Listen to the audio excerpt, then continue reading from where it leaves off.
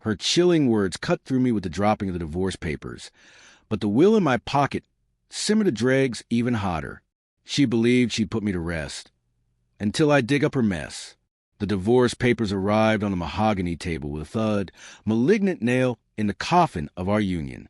The sound echoed around the empty room. The guillotine's final drop. Lena was still with clipped voice and arm-crossed cool. "You're of no use to me now," she said, 3 days after we had laid her father to rest. 3 days since I'd held her as she sobbed, her tears staining my shirt. Not that she'd waited for the grass to green above his grave before carving me out of her life. I picked up the papers, my fingers undoubting, my eyes falling on her looping signature. Cool as a winter dawn, I whispered, "Don't regret this later." Her laugh was a serrated, mocking blade. Her scoff was a spiteful afterthought. She thought she'd won. She thought I was blindsided. But betrayal doesn't just bubble up out of nowhere. It foments, mutters, grows. I'd seen the signs. Let her think she had all the cards. She buried her father, yes, but didn't realize she'd buried herself as well. The will, she never even opened it. I met Lena on a rooftop under a net of string lights 10 years ago. The flutes in the room sparkled, and she glittered brighter than all of them. Sharp, magnetic, her laughter a siren's call slicing through the laughing guests. We were poor then, seekers struggling through. She'd fling herself barefoot on our cracked linoleum floor, flipping through Coastal Home magazines, declaring, "Someday I want the ocean on my doorstep." I swore I'd get there, worked myself raw in my 20s. 3 jobs, late nights, while she pranced around from one passing interest to another, art, fashion, a novel she never finished. I loved her. I dreamed for her when she would not. Her billionaire Titan father, Franklin Delqua, considered me a leech on his lineage. He cut her off for 6 months when we wed, called me a thief of her potential. Maybe he was right. I urged her to stand up for herself and get on her feet, instead of just riding out his money. But money twists people. Then Franklin got sick, and Lena drifted away. Fewer touches, short words, late evenings cloaked in silence. One night, I saw her glowing at her phone, a smile I hadn't received in months. "Just memes," she said, waving me off. She never laughed at memes. 3 days before, the funeral had passed in a hollow pageant. There were black cars lining the street, white marble headstones catching the sun, and eulogy full of memorized, meaningless plaudits. Lena didn't cry. She just reached for her designer shades and checked her watch. I watched her text through the drone of the priest. 3 days later, she got $379 million and slapped the papers down in front of me, her smile as cool and grim as marble. "You married up," she said. "Be grateful for the scraps." I didn't scream, didn't beg.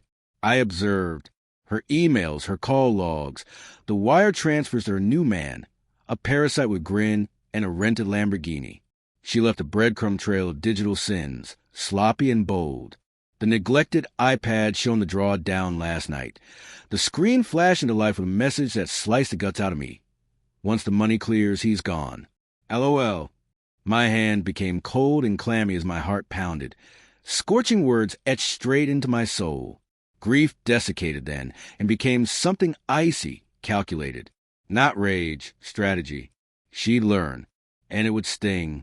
I went to see Franklin's lawyer, Thomas Reed, a slick man in a custom-tailored suit and a razor stare.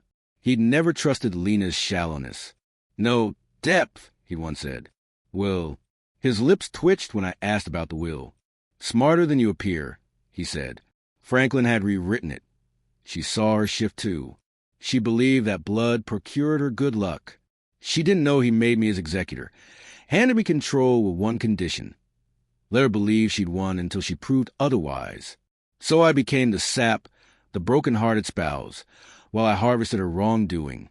Texts, screenshots, evidence of her lover's grift. They were followed by a PI, him bankrupt her sightless. Perfect. I got the money. Didn't steal, just protected it. Trust, shell companies, clauses she'd signed she hadn't read. When she vowed we'd never part.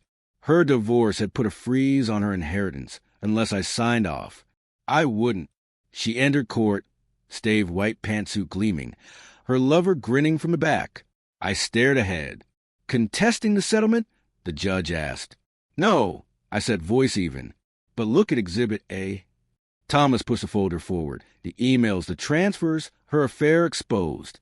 Her own face contracted, her breath catching. What is this? She hissed. Evidence, I replied, of your design.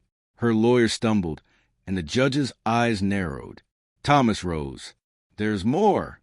He opened up the sealed terms of the will. Lena's legacy depends on faithfulness and matrimonial integrity until the estate changes hands. She failed both. Her hands trembled. You're lying, she spat. You just didn't read, Mr. Thomas responded, cool as steel.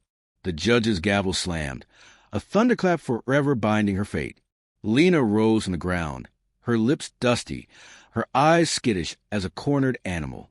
Wait, what happens to the money? She rasped. I met her gaze, unflinching. It goes where it should have gone all along, to the folks who have earned it. She lunged, voice cracking. You planned this? Yes, I said. You showed me how. Thomas laughed, a bitter, hysterical burst of hilarity. Her lover faded away in the darkness, a shadow hiding from view. Do I miss her? I miss the dreamer with the bare feet, the dreamer who wanted the ocean. But that Lena drowned in greed decades ago. I saved her from ruin, gave her a lesson instead. The estate lies in trust, clothed with an armor of safety. I purchased a house on the coast, with Franklin's name on the plaque. He'd love the view.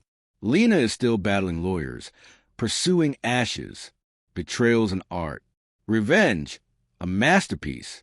I'm just a frame.